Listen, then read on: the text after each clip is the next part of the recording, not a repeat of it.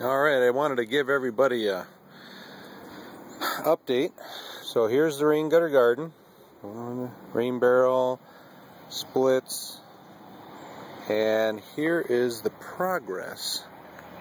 Now I planted these on June 4th, almost exactly 1 month ago, from trays that you get, at a grocery store or someplace at 4 plants for $2.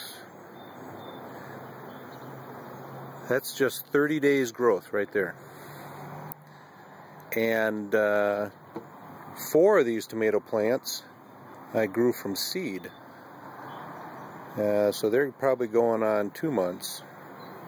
But I've got cantaloupe and radishes and spinach and broccoli. Lots of tomatoes. Looky there, I got tomatoes. Now compare that to in the ground out there, the same tray of pepper plants.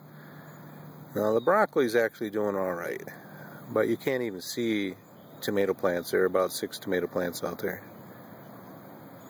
So I am not planting in the ground next year. I am expanding the rain gutter garden.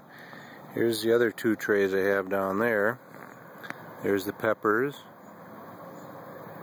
and some more cantaloupe, a bean plant, some carrots. System works great. Thank you, Larry Hall.